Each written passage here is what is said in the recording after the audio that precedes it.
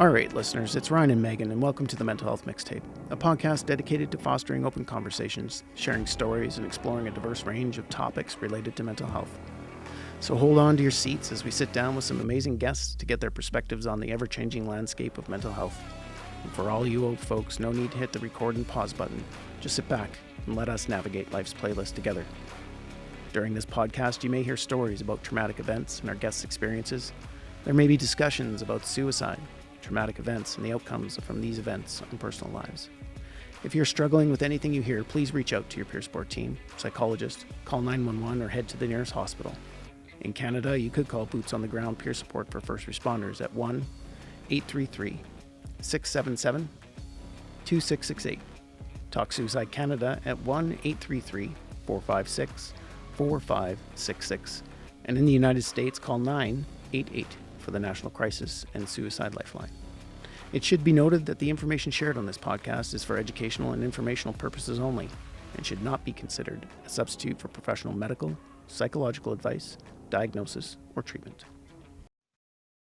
Well, hello, you two. How are you? Good. Hey, Megan, great. Good. I'm just going to jump into saying we are so excited to have our guest on today.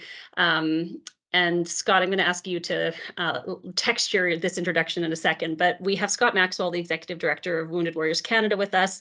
I consider myself extremely fortunate to count Scott as a colleague, somebody who inspires me, and most importantly, a good friend.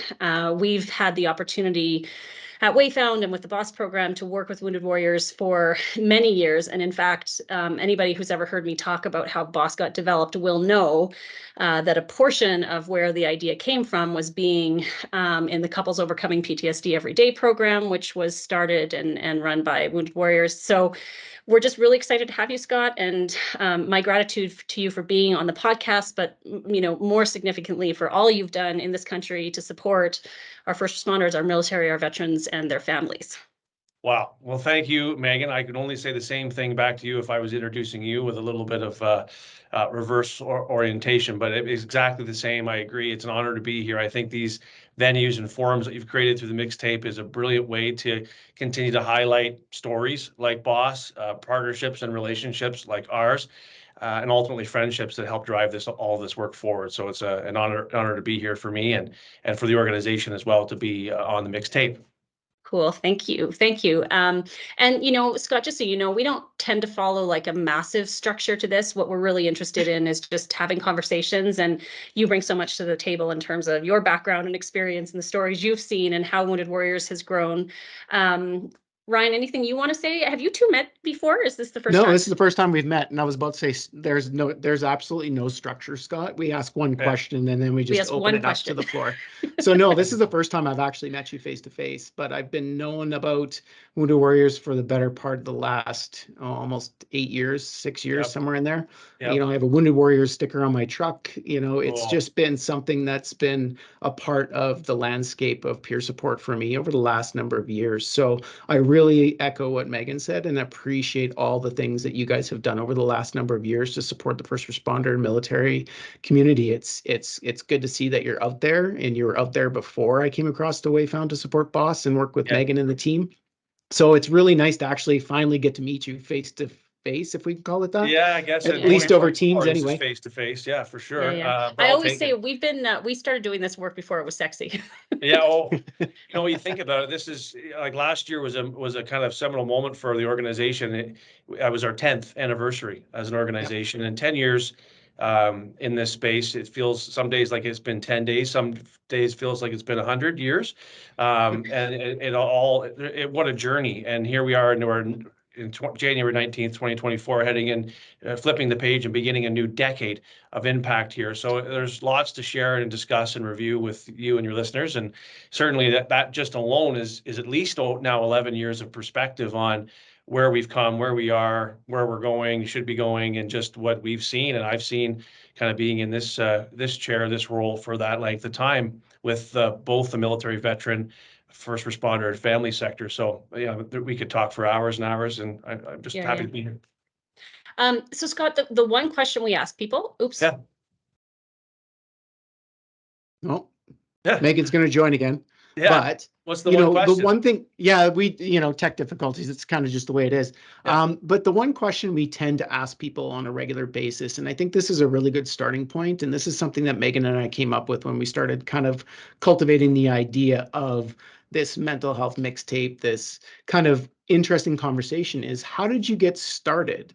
Yeah. Or how did you get to where you are is really the question we love to ask. No, that's a great question. It's a great place to start a conversation. And for me, it was just working in, having never served or worn a uniform at all.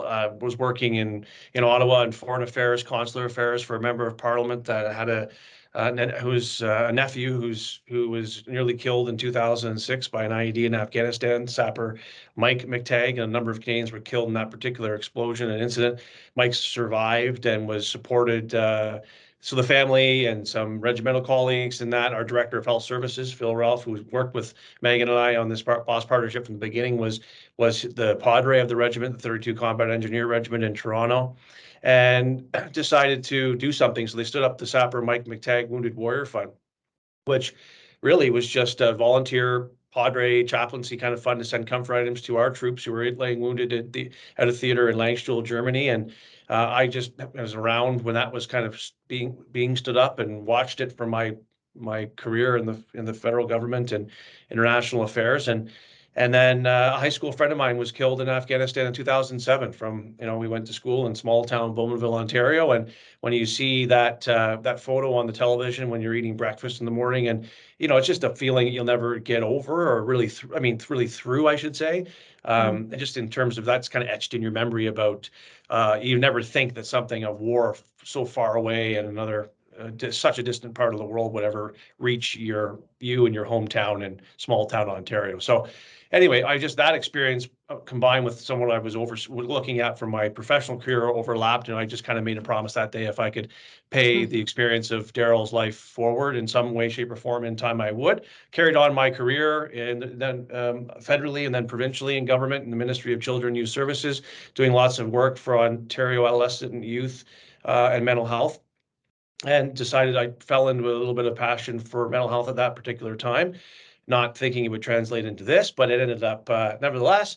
Had the opportunity from the board they were looking to wind after in 2012-13 when everything was winding down in Afghanistan, repatriated everything back, including our operations overseas, and the organization was being inundated. This little volunteer fund was being inundated by veterans from Afghanistan and other conflicts that had returned home but hadn't made it all the way home, as it were, and were looking for mental health support because in so many ways the Department of Veterans Affairs just was not prepared nor set up to deal with that explosion or the rise of the invisible injury of OSI and mental health.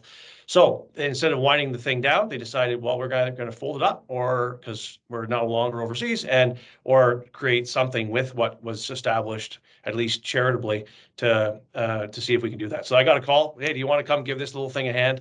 Get it off the ground domestically?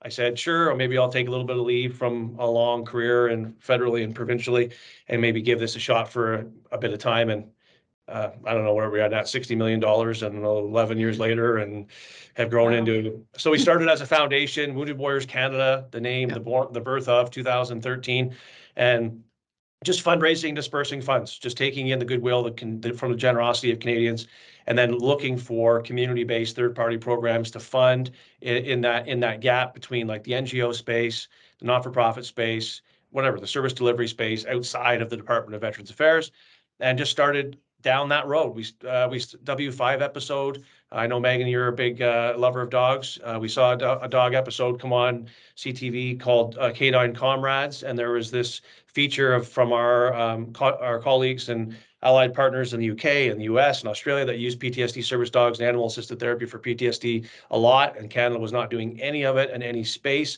So we were looking for a niche to kind of get us off the ground as an organization, and that was one area that we funded into back then that we now have our own program through Wounded Warriors Canada 11 years later in the PTSD service dog and operational stress intervention dog. So we're pairing dogs both to individual members and to organizations as a whole from a kind of from an intervention perspective, victim services, those kinds of things.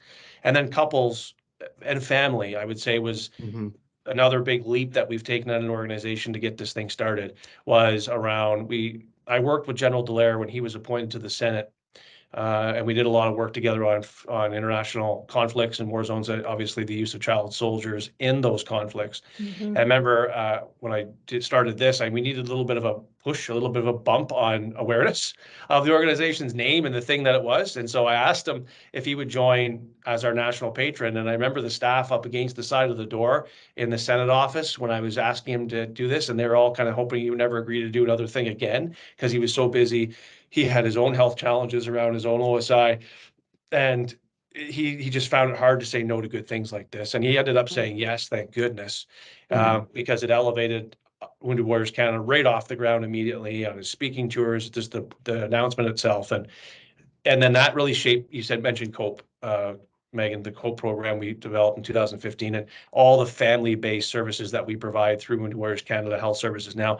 So much of that was from that conversation with General Dallaire when he said, "I'll come on as your national patron on the condition that you have a family lens to almost everything that you're developing or doing as an organization." And I was struck almost because families weren't talked about at all back then. And we're just kind of like families, like we're talking about the members, we're helping the people that.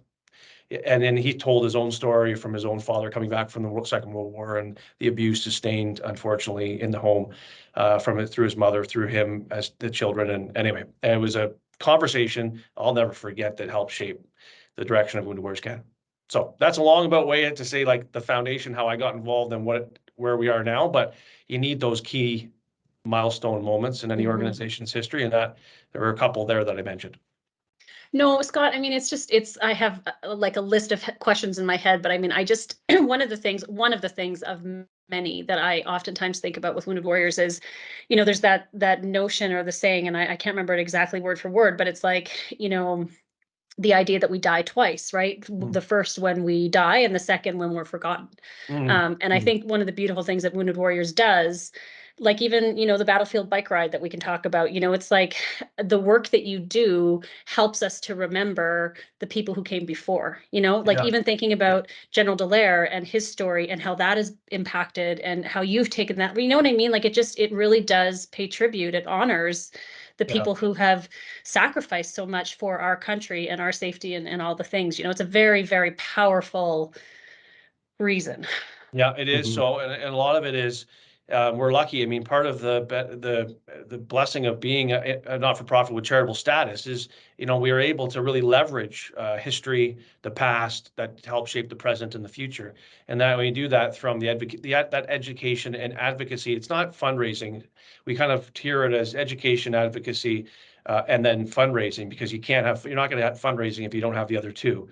People aren't aware. If people don't know, they're not just going to show up and make a contribution. So we've been very fortunate with the thousands of events that take place and have taken place for us nationally, that national support at every level, community to corporate to bake sales, you name it, whatever it is and is being, to continue to keep the issue front and center. Because I remember a conversation, someone told me, you're leaving like the C-suite of a government chief of staff role when you have all these other opportunities that you're going to come your way, and you're going to this little thing, and we're out of Afghanistan now. No one's going to care. No one. You're going to be out of business in less than a year. And this was kind of what was it wasn't necessarily bad advice. They weren't being mean. They were just kind of giving their opinion as a Canadian. Like a lot of people thought that no one's going to care anymore when the war in Afghanistan's over. Well, I'm still standing, the organization's still standing and thriving 11 years on. And we've never had more support than at any time in our history, even though the mission in Afghanistan ended when it did in 2013. So anyway, those are just kind of the pieces to say that education and that, remembering, honor the fallen, help the living is the guiding ethos of this organization. And I think that ethos pairs exactly to what you just said, Megan. Completely, and I mean, you and I think have lots of points of connection, and Ryan, I think you share them too. One of them being like, I've oftentimes kind of lived by the principle of, if someone says why, like, why would you do that? The answer being simply, why not, right? And, just because you don't think it can be done doesn't mean it can't be done, right? And I have absolutely I had times where I've regretted living by that principle, but you know what I mean? I appreciate that about you and about Wounded Warriors. It's just sort of like, of course you can. Of course you can innovate. Of course you can do things that haven't been done before if it's in the service of actually doing right by people. Yeah, and I think it's our responsibility as civilian Canadians anyway, which like myself, to make sure that they're not forgotten and their service and sacrifices is front and center and recognized and honored and supported. And that fueled me, like those comments fueled me probably more than anything, as much as you lose a high school friend in Afghanistan, that was fuel enough. But then you hear that sentiment across even your own kind of network, and it's like, okay, now I really need to do this, because wouldn't that just be the worst outcome if we come out of all that service and sacrifice in Afghanistan, and then because we're no longer there, all of it is lost and for naught amongst continued recognition, honor, and support? That to me would just be the worst possible outcome for what took place in that particular conflict and war as it was. And what does that say for the people from the conflicts previous? I mean, are we just not going to talk about this anymore? We cannot let that happen. And so, I mean, we're just, for example, why we take it very seriously, the honor of the fallen, our past, the service and sacrifice that shapes the past, the present, and the future. And to the extent that we were just in New Brunswick, our team on Monday this week, filming a gentleman by the name of Russell Kay, who we took on our battlefield bike ride in 2019 for the 75th anniversary of D-Day in Juneau, where he landed that day. And we have a special surprise for the battlefield riders going over, including yourself, this summer. And we had a wonderful interview with him in his home as he's about to turn 100 years of age. And so to us, it's all part and parcel of everything that we do. It's not like this is happening over here and this is happening over here. It's all integrated. It's all around that ethos of honoring the fallen and helping the living, because they go hand in hand so beautifully. Well, and I think you've taught us something too. Sorry, Ryan, I'm going to shut up and let you talk at some point here, I promise. But like I also, because, I remember, and you'll have to help me with the date because this all gets very fuzzy for me. But I mean, you also taught us something about inclusivity whenever that was, 2018, I think, or 16, maybe, you broadened the mandate to include first responders and their families, right? Like, and the term uniformed service personnel, I mean, you shared that with me years ago, and I'm like, that's the term. We're talking about people who are uniform and are of service to our nation and to our communities. These are the folks we need to help. Yeah, 100%. And that was another, talking about organizational milestones. I touched on the earlier ones with the foundation of the organization in 13, General Dallaire, COPE being our first ever in-house clinically developed and facilitated program, which changed the course of our history forever. And now that we're a mental health service provider through and through, either directly or in partnership, like our wonderful partnership with you and the Wayfound team. And then the next big milestone moment for the organization's history was 2015 into 16, when we made the expansion to include first responders into the mission and the mandate of Wounded Warriors Canada. And so thankful that we did.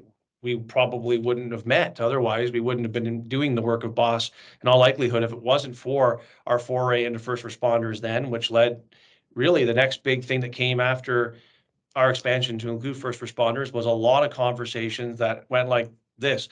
I just completed your program. First off, we weren't sure how that blend of group counseling was going to go when you have correctional service officers, firefighters, paramedics, police officers, military veterans in one group. And you've been through it. You've seen how beautiful and magical it comes together when you're focused on the downstream effects of operational stress injuries, not where, when, why, or how someone became injured or through their service. So the construct of our programs was successful. So that went really, really well. But the first responders were saying out of those groups in every part of Canada back then, I wish I had known about this stuff way earlier in my career. Why am I learning about this when I'm at this stage, when I'm in this place? So can you help? So that was really a lot of, while that was happening, we were hearing that we were connecting and you were meeting people and the whole thing. And then next thing you know, the next milestone moment was obviously the partnership on delivery of BOSS. So the first responder community, and then has brought so much to the organization, continues to do every single day around, trauma is trauma. Don't forget us. We now use a term that was kind of coined by now our new national clinical director, Dr. Tim Black, trauma exposed professionals. Yeah. So that's the term we now use as an organization to say, instead of worrying about all these acronyms, military, for dispatch communicators, first responders, but they consider themselves the branch of service that they serve in. Like, anyway, and it was like taking a paragraph to decide, just to outline who we are and what we do. It's like, no, Wounded Warriors Canada serves trauma-exposed professional people and their families. Everyone gets it. They all nod and go, that's me. I'm in. How do we get started? Yeah. So just constant evolution of language, mission, services, need. So much has continued to evolve and be iterated on, from not because we've ever taken anything to this population and said, we're telling you what you need. Never happened once. It's always been, we sit back and they're very clear to tell us, as we know with this population, what their needs are, where the gaps are, and what kind of assistance is missing. Well, you answered the question, or Megan asked the question I was going to ask, is how did you actually move into that first responder side and now trauma-exposed professionals? Yeah. I love that term, because I think from a first responder lens, I've got a background. My grandfather served in the military. He was a company sergeant major, fought in Ortona. Last year, your battlefield bike ride was all through Ortona. It's kind of missing that, because that would have been really nice to walk in some of the areas where my grandfather fought. But, the military piece has always been something that I've always tried to really instill in my family and my friends and the close people around me, that we cannot forget those that went before us and served our country. But there's also, like Megan said, the people that serve our communities and our municipalities in every single way that we do, whether you're police, fire, emergency communication officers, corrections, bylaw. I mean, the list is exhaustive. So it's nice to hear that kind of natural generation, or that natural progression into that first responder, that, trauma-exposed professional, was really kind of just a natural progression for Wounded Warriors, and your support in that is amazing. Yeah, it was. It just was easy to come by. It was like, wasn't mission creep. It wasn't like we're trying to expand for the sake of expanding to anything. That's, we're not trying to overpromise and underdeliver on to anybody. It's just, you're right, Ryan. It was a natural kind of evolution of the definition of those that we serve. We just wanted to have our own term, because, with all these, there's institutes, there's people, that researchers that are kind of coming up with different ways to define all sorts of things every day. That's fine. That's they'll do what they do. But for us, we wanted to make sure that we were really clear with it, with all the grammar and language changing and evolutionary terms and things that are happening out there, that we weren't going to get caught up in kind of that. We wanted just to make sure, against all of that, that our definition was as crystal clear for anybody, so they felt comfortable, first and foremost, to even think about applying to a Wounded Warriors Canada program, much less benefiting from it. As we know, if they don't feel comfortable, stigma is pervasive still, and there's all sorts of reasons why people may find, and sometimes justifiably so, just to not get that confidence or that will up to click that button to make that application. Obviously, we call those barriers to care. So if they're not clearly feeling comfortable and welcome and understood, well, you're going to have a hard time helping those folks out. Well, I'm sitting here because I think, Scott, that I came out of retirement this fall after 5 years of not running a program, and I ran a COPE program here in Alberta. And it was, I mean, I just loved it. It's such a wonderful experience, just to come together in a group like that and see how, these couples bond with one another, the transformation that they experience. It's just amazing. And in our group, we had a firefighter couple, 2 police couples, and then 2 veteran couples. And it's just, it's so funny to me, because what I observe every time I've done one of these groups is that, you hear, there's just this like respect that people start from. And then there is I couldn't do what you do. I can't even imagine, and my trauma is so much less than yours, because you live in the community, you know what I mean? Like there's always this like balancing of scales, but it comes from this just like deep, typically really deep respect and admiration for the work that each other does, and it's just so, it's disarming, it's disarming to see how much they want to connect with one another. It is. And we weren't sure, as I mentioned, how this was going to go. I mean, not only from the delivery side of the programming, but even from the community that had been behind us since inception, supporting the military, veteran, and family mandate of our initial mission. And so I don't even need a hand to tell you how many times we've had somebody, a supporter, a donor, or anybody say, "Oh, we're not supporting you anymore because you're also supporting first responders." It just didn't happen. It was the most natural blend from the Canadian community perspective, supporting an understanding that they have needs around the operational stress injury lens, of course, too, and that the downstream effects, no matter where someone serves around trauma and operational stress and stress injuries, can be eerily the same, and that uniformity of culture, of background, of uniqueness, of service, of sacrifice, and the whole thing, and of course, just the amount of overlap there is between the Canadian forces and those that go on to become first responders. It's massive in Canada. So that all happened at once, and then just hearing from the clinic, from all of our clinicians on the team nationally who started taking on those first blended groups, and due to this day, commenting on that every single time, how wonderful those groups have come together to heal together and support each other and give and give and take of what happens in those groups. So I couldn't have asked for that whole process on every level to have gone any better than it has to this day. Totally. Totally. And I mean, that's not to say sometimes that the groups that we bring together, aren't spicy. Oh, no. Because they are. Oh, no, this is spicy work, right? I don't think there's especially in group counseling. I mean, spicy is the definition. Yeah, totally. And I find it interesting that, this is now starting to percolate to the top as as the common thing. Let's look at the first responder group as a whole, with that trauma exposed professional, right? We all have shared and lived experiences, whether it doesn't matter what uniform you wear. We have our different professions, but the exposures are still the same. And yet now we're talking about bringing families into this. And, I look back at my career of 23 years, and the last probably 5 or 6 has been the most grounded part because of the work that I've done. But it would have been nice to have some of the stuff that, COPE and the family programs actually kind of present to my spouse, so that there was a collective understanding.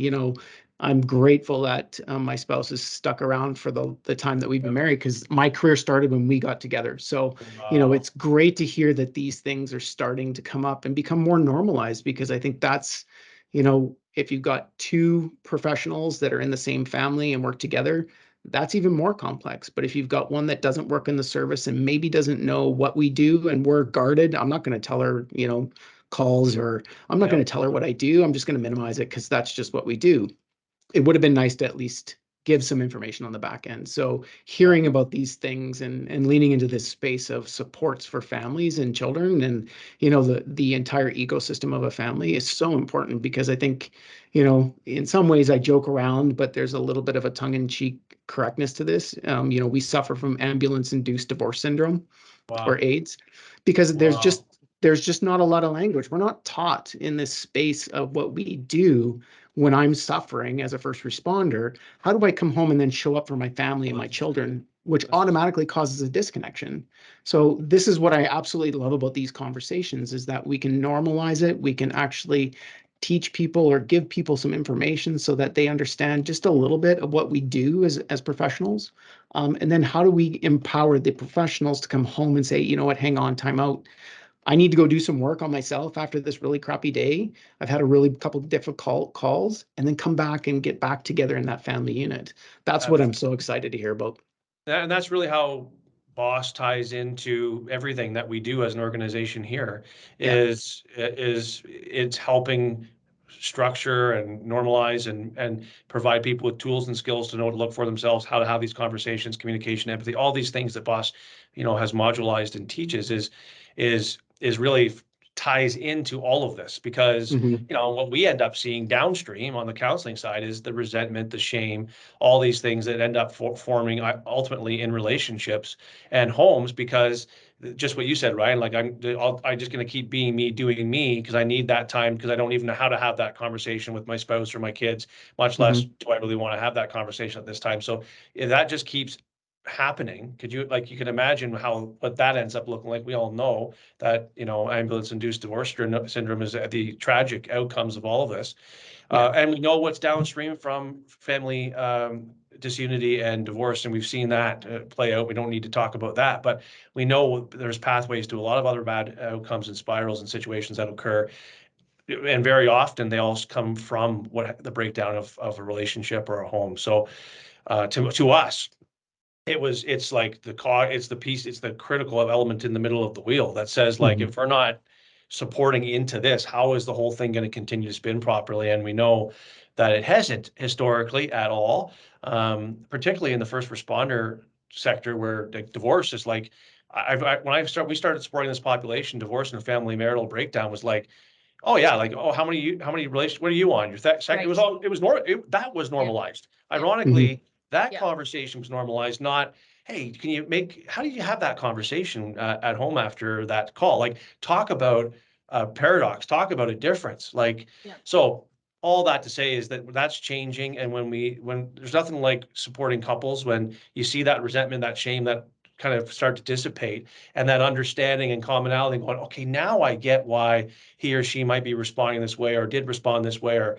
you felt that way. Oh, then you felt that way. Like, to us, it's about that connection and reconnection, not unlike Megan, what you teach with, I mean, in this case, it's functional connection and reconnection, but at an emotional relationship level, it's very similar from a connection and disconnection role and realm that can, if it's not brought back together under the right kind of guise of conversation and communication and empathy and support, we know what happens. Totally. Well, and so I just again want to just sort of underscore, I think one of the pieces of leadership you and Wounded Warriors has had, Scott, is there's always this notion of like in an organization, you want every member of your team to be rowing in the same direction, right? Otherwise it's inefficient, whatever. And I think that's one of the things your leadership has done. It's like you figured out which way the boat should be pointed. And it's actually really remarkable to me how many people, clinicians, those in the front line, whatever, have like jumped in the boat and are helping to row in the same direction, right? Yep. So I like when I think about, again, before BOSS was developed, like I think it was actually the first co-program I co-facilitated. It was just remarkable. And I've seen this happen over and over and over and over again. When you start to teach couples like, hey, this is what's happening in the context of a trauma-related injury. Yep. I like, quote unquote, a woman in one of these groups was like, so I don't need to just think of him as an asshole anymore. Like I can actually have some better understanding of what's going on for him. And again, to that point of like, without that information, without the ability to explore those ideas, like the resentment, the frustration, the loneliness, I mean, all of the things that can come from that. It does, it has. And then from there, even, what we've learned along the way, just when we thought we had dogs, we had couples resiliency program and bodies equine assisted learning, which, you introduced us to Shauna, your friend, Shauna up there, another wonderful clinician that's leading, helping us lead that program develop across the country. And so we had that, and then we had COPE, and then like, we just thought we're doing great. We've hit the nail, we're good. We've got our programs. And then spouses coming out of couples therapy start saying, what's happened. This has been so helpful to listen and to learn and to work through this together. But, I've been living like this for so long that I've lost my sense of self entirely. Even in couples counseling, I'm now just continuously emotionally defaulting to my spouse or partner, to the an injured or affected member. So I'm almost still just there as another resource to help he or she complete that couples counseling program. Wouldn't it be nice if we had our own program like this, a venue like this, where we, as similarly affected spouses or partners, can come together and just heal on our own? That's what led to the spousal resiliency program being developed, and we run that all across the country now. And you just the evolution of it keeps growing, because we're being brought to our attention the uniqueness amongst the uniqueness in the sector, that you're never there. You're doing more work and you're helping more people. That's wonderful, but you're not. Just when you think you've got it, you have another conversation. And I'll just leave another example of that, because it's very powerful. It was kind of another moment I'll never forget in my career. Was we had a couple. A lady by the name of Angela Jovidan, whose husband was Fabrice, killed in the RCMP shootings in Moncton. And so she had been a very, very big advocate for surviving spouses and families after a line of duty death or a death by suicide. In her case, it was very, very public line of duty death. And she had come through our couples resiliency program with her new partner and said, what I found through this is I'm actually not needing to work through anything in my current relationship. I haven't processed through the murder of Fabrice. And there's nothing out there that's supporting anything from a traumatic grief perspective. There's nothing out there that's tailored to anybody that's been through a situation like this on a victim level, a spousal level, a family level.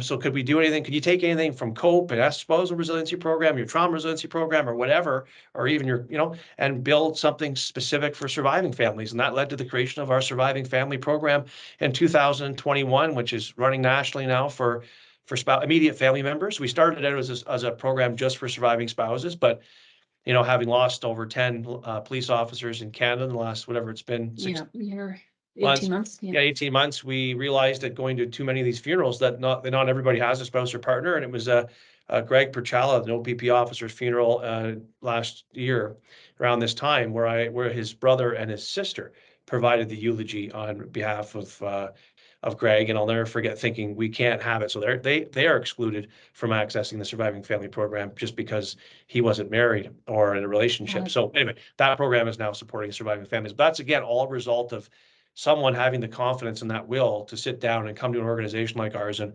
kind of pour her heart out and be very vulnerable and open to say, don't forget us too. So there's lots of us's. There's lots of, what I like about it is we're not necessarily always segregating them. They can come and benefit from our services in a multitude of different ways, as she has and did. And now we just got another, a more specific version of a lot of what we teach for the very, very unique and specific cases of surviving families. Wow. Well, and I love the fact that, people come to you and kind of say, what about us? And you don't go, well, we don't do that. You go, okay, yeah, we'll figure it out. Right. Well, it's also having the blessing of having the clinical team of that we have, where we can, all I can do is promise that I'll make a few phone calls to people that know how to do this, you included, over how many times in our partnership, geez, Megan, can you take this? Can you go and help here? And we've always just got it done, because, knows the worst thing you want to provide to anybody that is going through these types of needs in the sector that we serve. And we try not to do that. So when you put it out to a group of really bright and talented people that work almost exclusively with this population, it was a lady by the name of Claudine. I don't know if you've known Claudine, but wow, what a clinician. She said, absolutely, I'll call Carolyn Turner. She called Carolyn Turner in BC. And next thing you know, they sat down, and 6 months later, the program was born, and we were running a delivery around 2 months later. So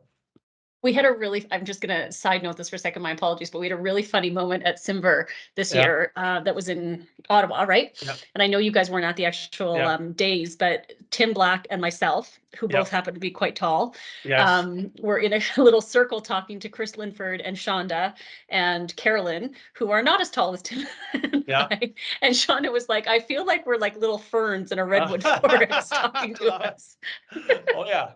Yeah. No, that's brilliant. That is hilarious. So I can see that. Okay. So Scott, let's kick this down the road for a bit.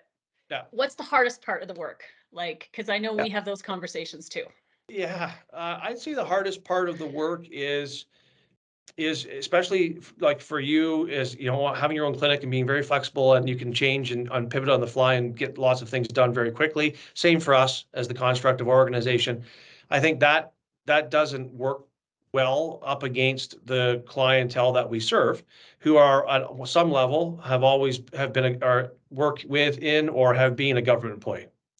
Yeah. The nature of government, and I can speak just directly, having worked in it federally and provincially for a good chunk of my career. I know how that system works, and it doesn't work very well or efficient very often.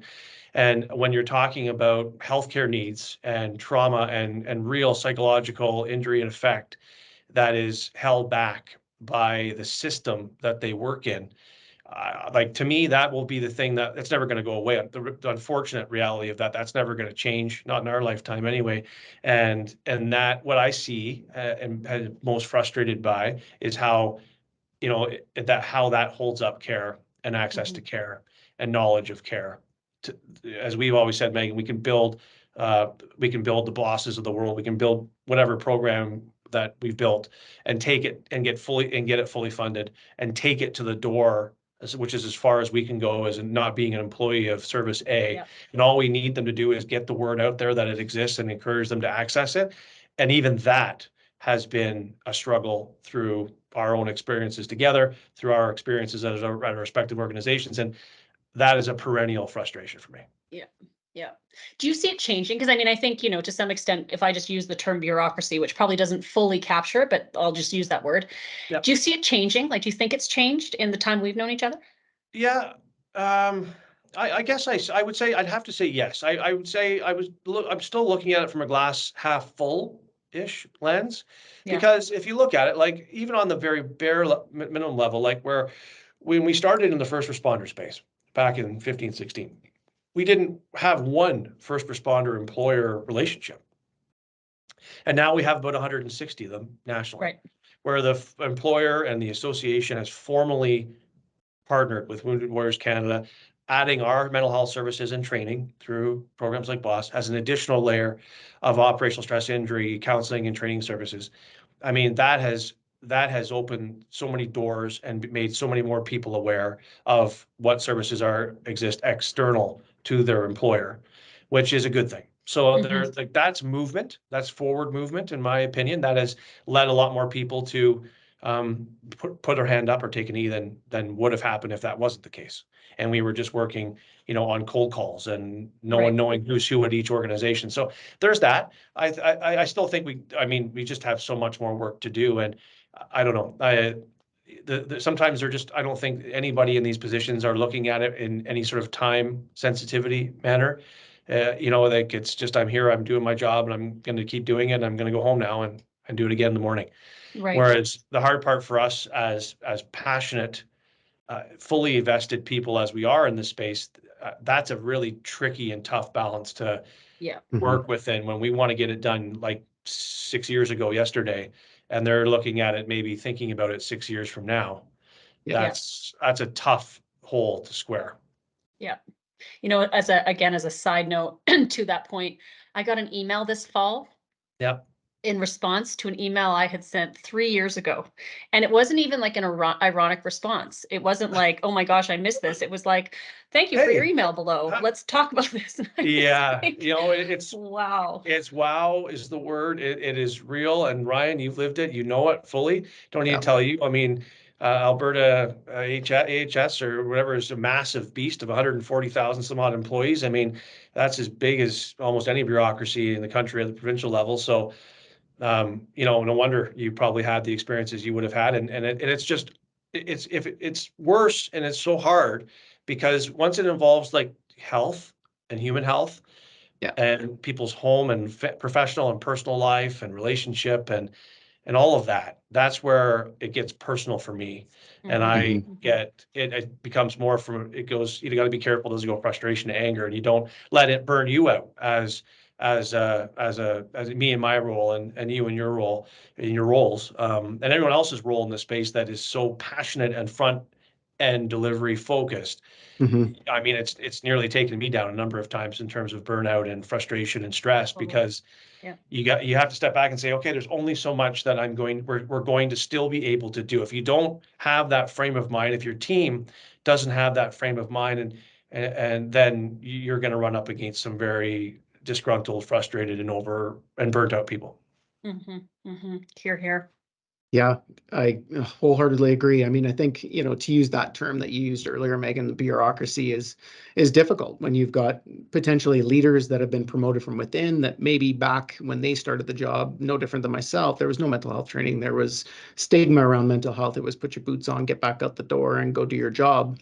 The value of seeing a person as a whole, not just themselves and how they bring and show up to work, but also the family that sits behind them. This is really what we're talking about, is that whole system that supports the individual and their collective that each person brings to their role.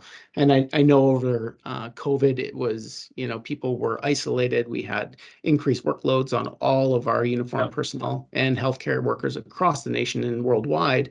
But I think there is an opportunity for change. But I do agree, that might be 6 years down the road, right? That might be even longer. Yeah, the impetus is well, and these aren't careers or positions that are incentivized by doing something better, more efficient, or that's never happened before. It's not even so much as to say it's anybody's fault. It's when you work in it and you experience it, it's the culture. The workplace culture and how everybody it's set up is actually not training people or wanting people necessarily to be like thinking and doing it like that, because you're invariably, if you really are that get her done kind of, I'm just gonna change this and go on and do that. Well, you run up against 16 layers and you're smashed back down to square, and it's like, well, I'm never doing that again. Right. So, and that just starts to happen everywhere. And you just get people saying, okay, I'll just do my job. And the system will be the system. And if we make a bit of movement here and a bit of bump there and help it more, okay, great, but carry on. And so, yeah, I guess for me, I've thought about that a lot. Megan, the thing about today's call was, if I had one thing, and I think probably that's the most significant, and it's just sometimes unfortunate, like that the vast majority of the people that we work for work in very structured, very hierarchical, government layered bureaucratic systems that does not encourage or want or see or will ever operate in the same way that Wayfound Mental Health Group does or Wounded Warriors Canada. That will never happen. Yeah. So the challenge. No, and I mean, and I think to your point, Scott, like you and I specifically, and Ryan, I think you would agree with this. Like, I mean, I worked in the governmental system of public health care for less than 2 years, and I couldn't take it. Like, because I wanted to just like, it makes sense to me to go over here and do this. Can I do that? Well, we need to have a meeting to have a discussion about the meeting that we're going to have. You know what I mean? And it just, and I don't know. I mean, we never ever want to use this platform to be disparaging. I certainly don't. But I just didn't want to work like that. I wanted to be able to be like, if there's a good and right reason to do something, then let's just do it. And if we're wrong, we'll figure it out, right? And we do not map on to like the systems that we're working with do not work in that way. No, they are diametrically opposed, and yet, again, this is not. I 100% agree. This is not a platform to put shade on anybody so much as to say that we need them. We need them. We desperately need these employer and association level partners to continue to do more and more and to continuously look outside their own boxes and realize that, bringing in SMEs and external service providers in this case is a force multiplier for your organization.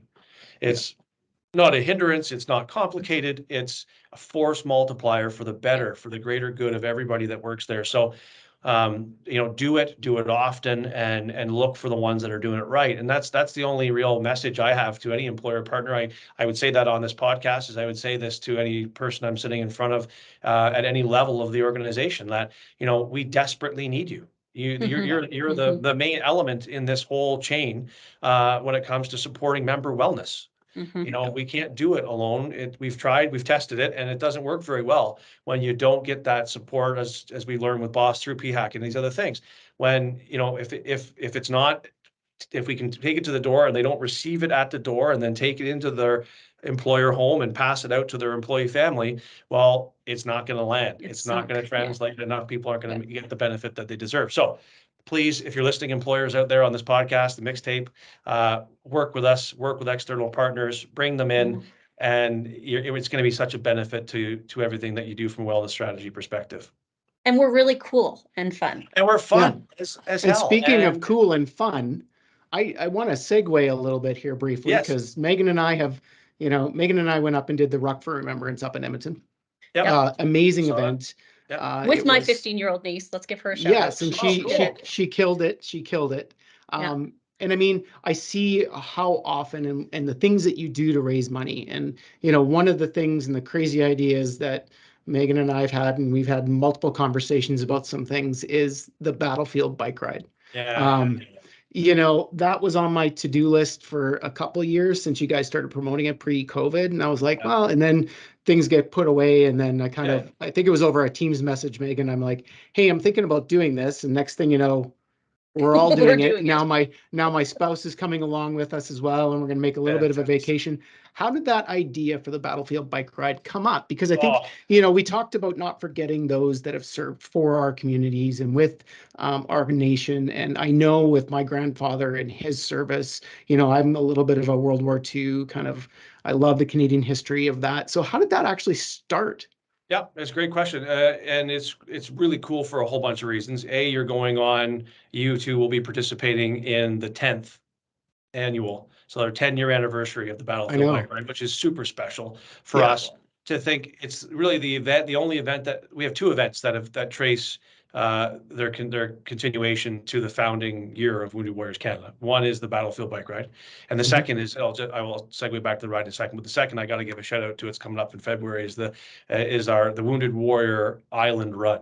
So a whole bunch of people, civilians, first responders, military members, relay run all of Vancouver Island, starting in the tip of it, coming down, and they finish it over a week later in Victoria. It's unbelievable, and they've been doing that since 2013. So that's the second one. But the Ryan, I'm not doing that. Not happening. No, Not happening. we can't put in a Waython team. I think we've got enough people here. Absolutely not.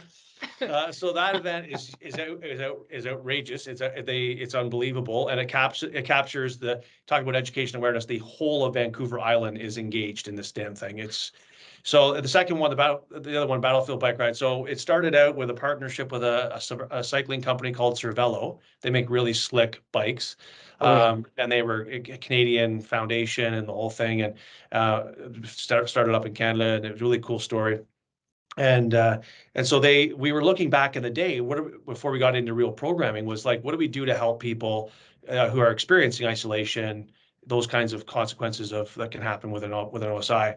And we thought we went and participated in 2012 in a charitable counterpart of ours in the UK called Help for Heroes. And Help for Heroes, they've built hospitals. I mean, they're not so big now. They've had a little bit of a hard go over a decade of doing it, but they were the entity, in the time back then, in the UK. And so they have a big battlefield kind of bike ride theme that they did, and they invited us to bring over some Canadian serving members of the Canadian Forces in 2012. So wasn't with the organization yet, but I was aware that they were doing that. That was before, again, pre-Wounded Warriors Canada. And then after that experience, it was like, maybe when we started Wounded Warriors Canada, it's like, can we just carry this on and do our own ride? And just for Canadians, because there was, it was a little group of Canadians amongst a huge group of Brits, and it was fine. But nice just to have a Canadian themed battlefield tour with these people. So, and the whole thing was Cervelo kitted every member out. They got a brand new Cervelo bike, show up at their door. They got to train on it, ride on it, and keep it. And it was life-changing. Wow. Every veteran that came on that ride in 12 and then 13, when it was more of a program for us, frankly, it wasn't a fundraiser, it was actually a program, we still are in touch with now, and they credit that experience as the beginning of their wellness journey in their life post-injury. Wow. So, and then we got huge coverage in 2013. There was only about, maybe 10 or 12 Canadian Forces members, and myself, I went over on that ride, and it was incredible. It was in 2013, it was Paris to the bottom of the Eiffel Tower to Buckingham Palace was the route. Oh, wow. And we had CBC meet us there when we crossed on the ferry, got over to the cliffs of Dover, and a big interview, huge exposure back home in Canada to this event. And it was like, all of a sudden, all these Canadians, were saying, I love cycling. I'm a big supporter of the military.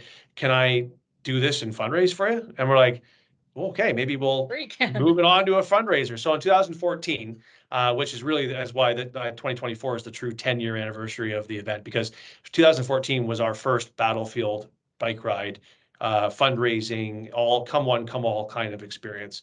And we've had them ever since. And we've had, almost 1,000 participants take part in the bike ride since inception. We've been everywhere, from Vimy 100 in 2017 to we went to the Medic Pocket in Bosnia, when brought 35 veterans that served the Medic Pocket in that terrible conflict between Bosnia and Croatia and Serbia and the whole thing. And I'll never forget seeing those faces when they stood for the first time back in the Medic Pocket.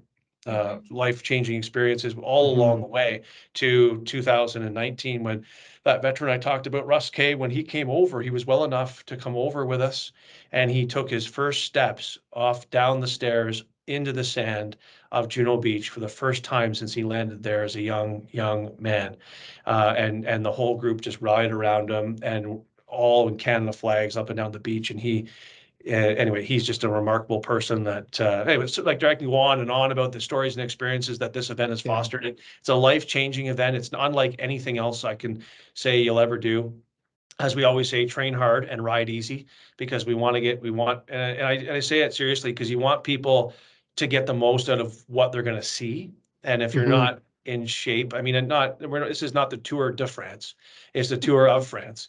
So we're not trying to kill people here, but it, it has happened where people say, oh, I just rode a bit and I trained a bit, and next thing you know, they're not very happy on day 3 and 4. So anyway, train hard, my friends, and ride easy, because it will make the difference in your experience. I don't want you yelling at me afterwards or never inviting me back on the podcast. Well, no, and we had Andy Cook on before Christmas, and Yeah. Andy's just been a wealth of knowledge for us, and that's what he says: time in the saddle, time in the saddle. Time in the saddle. It's man, I'll tell you, I've seen the difference. Been almost on all of them, save for the last couple, and seeing people. There's nothing worse than seeing people not enjoy themselves. At the end of the day, we want you. You've trained for it. You fundraise for it. That's the whole prelude, is the education, the awareness, the fundraising. It's truly the event that embodies our mission as much as anything. Yes. Honor the fallen while you're there for the week, and help the living for the 6 or 7 months that you registered. It's truly perfect as an event for that ethos. But you need to kind of do both. Train. Well, we're so excited. Like, Ryan is bringing his wife Tracy, and my husband's going to come. My folks are going to come. So, my parents, my dad's, he'll be coming up on 86 when we come in June, and my mom will have just turned 80, and they're not going to ride, but they thought about it. They're like, I wonder if we could get e-bikes. And I'm like, no, you're not getting e-bikes. No, that's great.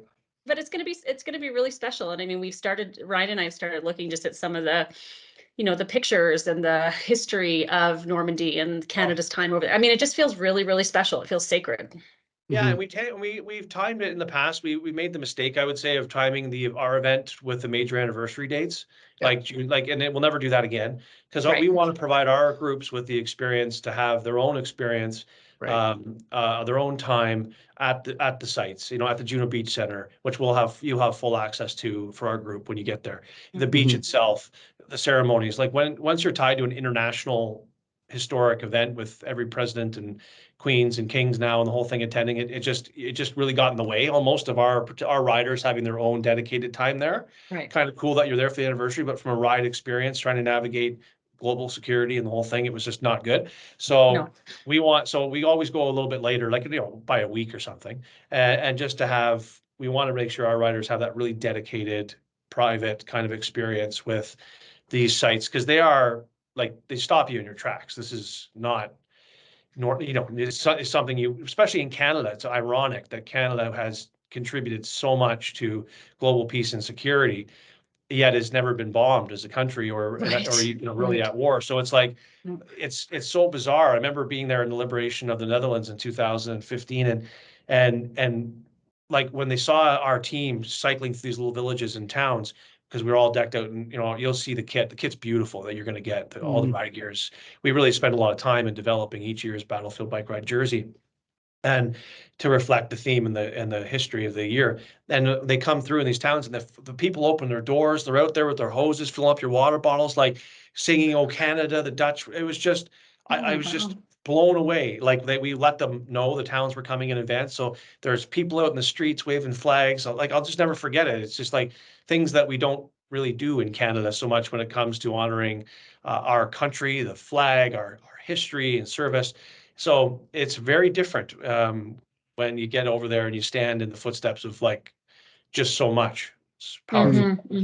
Totally. I generally feel that anytime I go to Europe, but particularly to think about, areas that were occupied and what Canadians did, as you say, for the sake of global security. It's going to be amazing. It's going to be amazing. Well, this will be my wife's and my first trip to Paris, and I convinced her to get on a bike. So I hope I don't regret that, but we're going to go to Paris just before and spend some time in Paris before we come up for the bike ride. But I know it's one of those humbling events. You look at some of the stories of in Denmark where the gravestones in the Canadian cemeteries every year, the school age kids light candles and Canadian flags, and just to be a part of a small piece of that experience from the Canadian lens to go see what we're going to see is just going to be one of probably my highlights in my life, because I think it's important, right? As we we started let's not forget, because that's what this is about, is creating awareness, right? And we need to keep doing it, just as I mentioned at the outset about people saying, well, why are you going to go to an organization that's not going to exist in a short period of time because we're no longer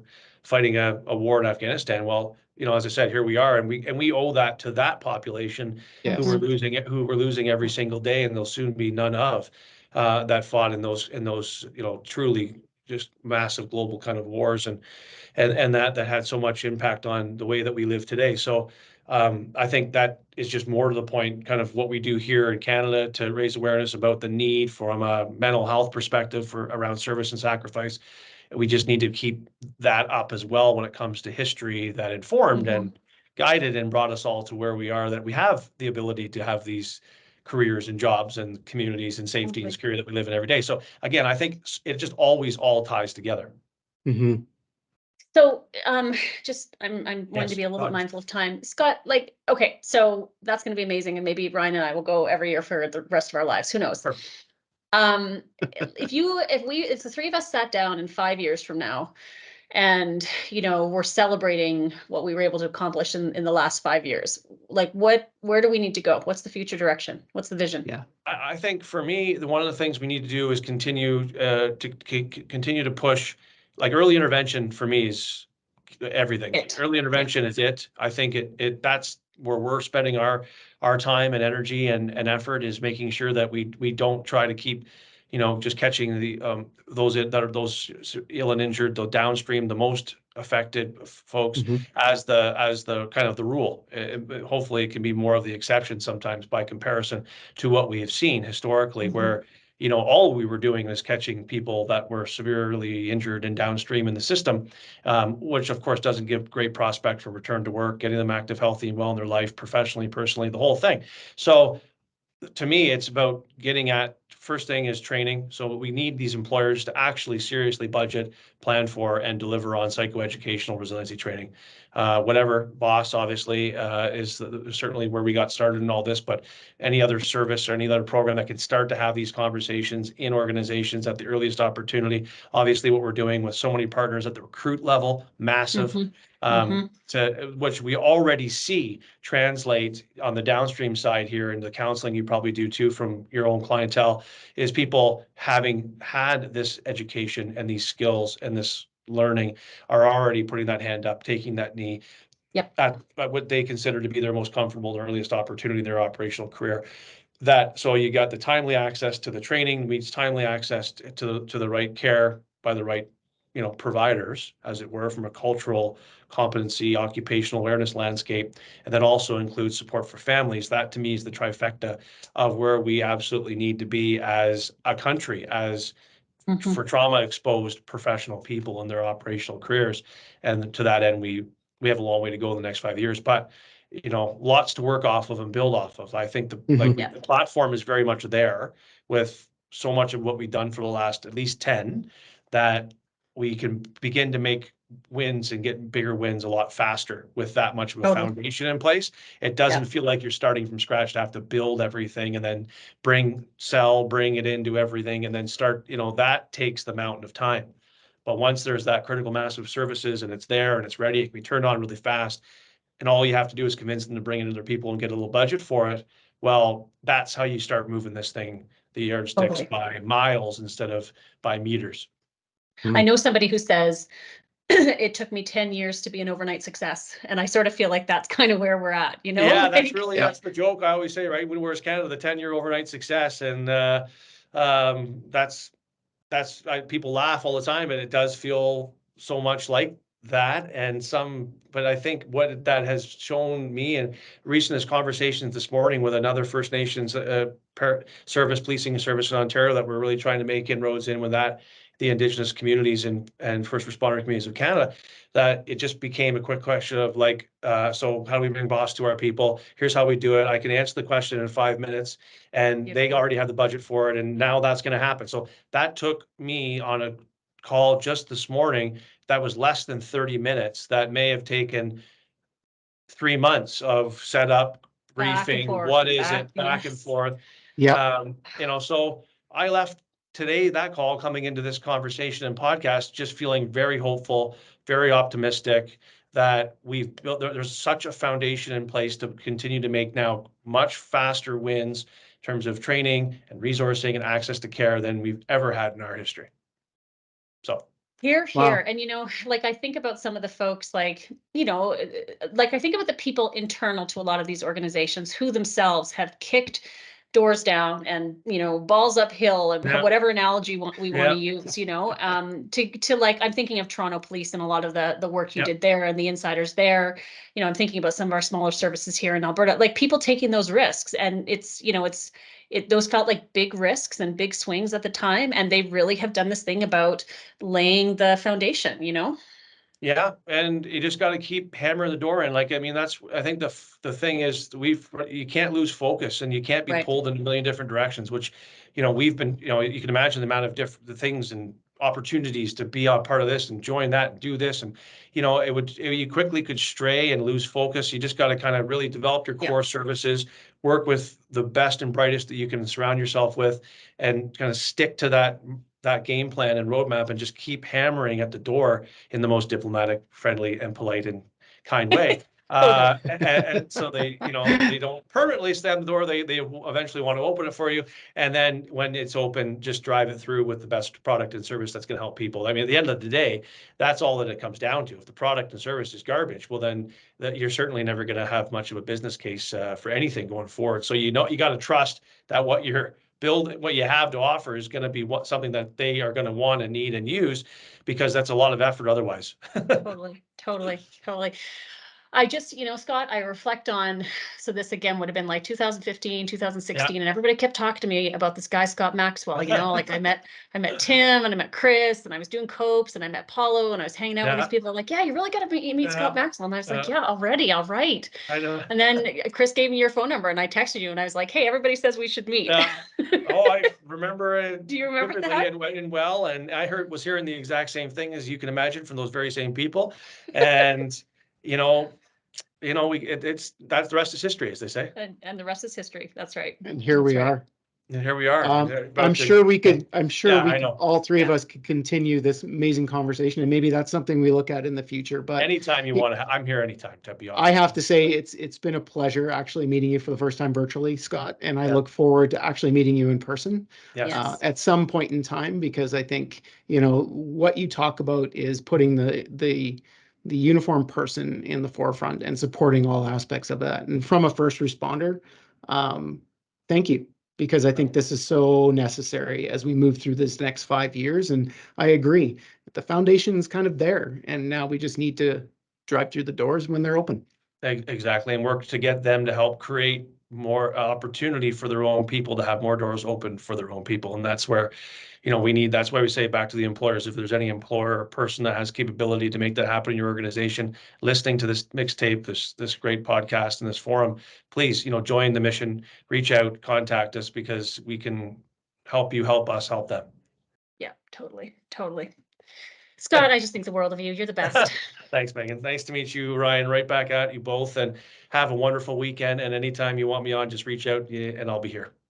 Perfect. Okay. Thank you, Scott. Scott. We'll talk to you very soon, my friend. Take care of yourself. Have a good weekend. Yeah. Take care. Okay. Bye. Bye.